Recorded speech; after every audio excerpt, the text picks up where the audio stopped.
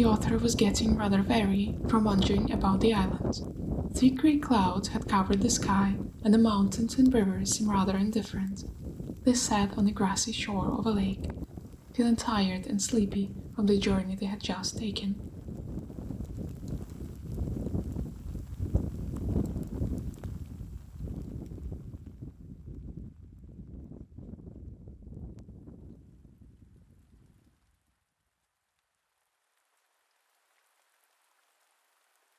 Seven valleys spread around, from west to east. The first, second, and third valleys formed a group, followed by the fourth, fifth, and sixth. Off to the side stood the seventh, the largest among them. A twisting stream connected every valley back to the lake. The woods scattered along the banks, following the rivers. That seems like a very odd place, the author thought to themselves. They had traveled across the whole island, but had never seen such a puzzle before. As this thought crossed their mind, the clouds gathered around, obscuring mountain peaks around the scenery. Suddenly, the sky cleared above the third valley, and a golden light filled the scene.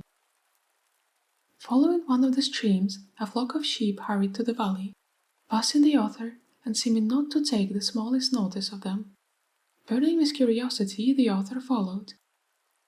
As they got up from the shore, the light shone in valley number 7, and another flock of sheep rushed towards it along the corresponding stream. The author passed the woods full of small crooked trees, but the sheep were no longer to be seen and must have made it to the valleys already. The lights dimmed as another two turned up, giving the new sign to the characters, who immediately obeyed. The whole scene was busy with the traffic of creatures, all making up the perfectly balanced system. That is a rather curious place indeed, the author mused, walking in a flock of sheep.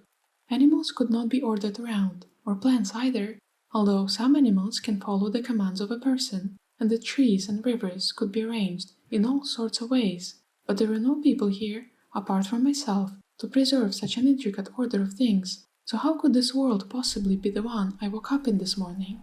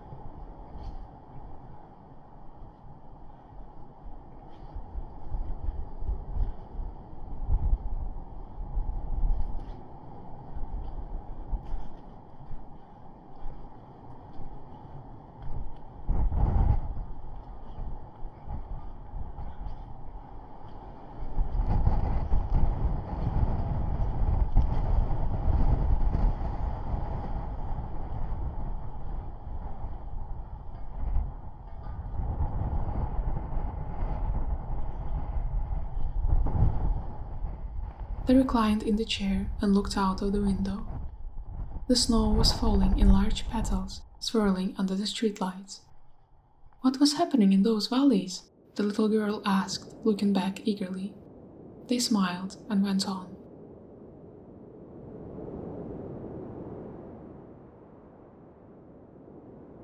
Turning along another stream curve, a stone structure appeared on the way. As odd as it may sound, no house was seen here before. Approaching, the author found themselves standing in a perfect circle, formed by 3 of those structures. The lights now shifted and were shining above each roofless house, revealing the interiors. There were no valleys to be seen around, no flocks of sheep or woods along the banks, although groups of trees were still scattered across the fields, as well as the streams and the sheep walking around. Of course, everything is still in place. Nothing could have just vanished.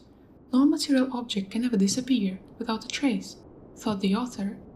And in that very moment, in the corner of their eye, the author noticed one of the sheep sneaking into one of the 3 houses. The other lights dimmed in the background, and in they went, passing the trees standing around. And they were just in time to cross eyes with the sheep looking back in fear. The 3 trees were peeking through the 3 windows. As if the author had just interrupted something, the sheep frantically left the room, stumbling over rocks and confusing windows with doors. And what kind of activity could have possibly occupied the sheep and the trees?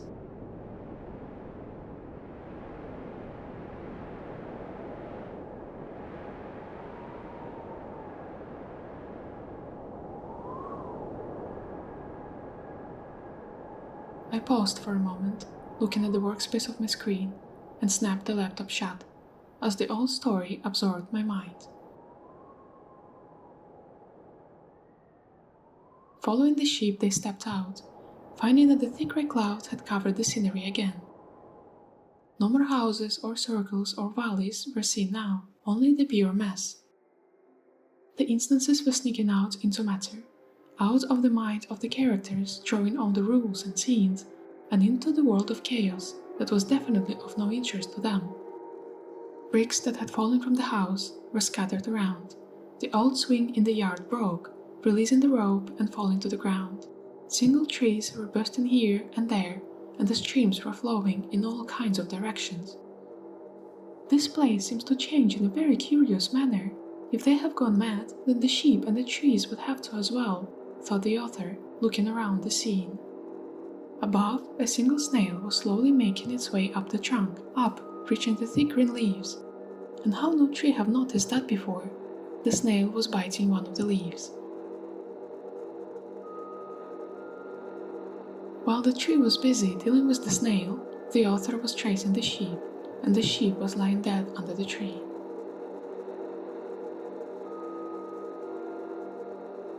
The characters were left completely alone, with nothing but their own minds to escape the madness of reality.